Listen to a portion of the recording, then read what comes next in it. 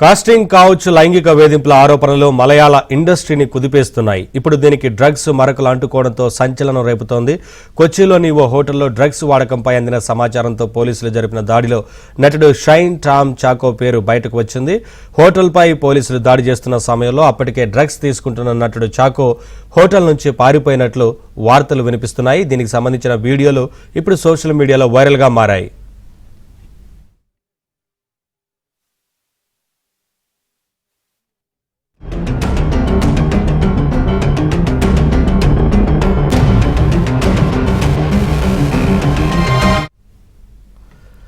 ఇటీవల ఓ సినిమాలో తనతో కలిసి నటించిన సహనటుడు డ్రగ్స్ తీసుకున్న మత్తులో లైంగికంగా వేధించాడని ఆరోపిస్తూ హీరోయిన్ విన్సీ సోనీ అలోషియస్ రిలీజ్ చేసిన వీడియో సోషల్ మీడియాను షేక్ చేసింది.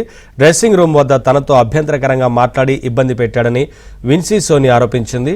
ఆయన సెట్స్లోనే డ్రగ్స్ తీసుకునేవాడని, ఆయనపై చిత్ర దర్శకుడికి నిర్మాతలకు ఫిర్యాదు చేశానని విన్సీ సోనీ తెలిపింది. అయితే సినిమాలో తనది మెయిన్ పాత్ర కావడంతో టీం ఏం చేయలేకపోయారని వాపోయింది.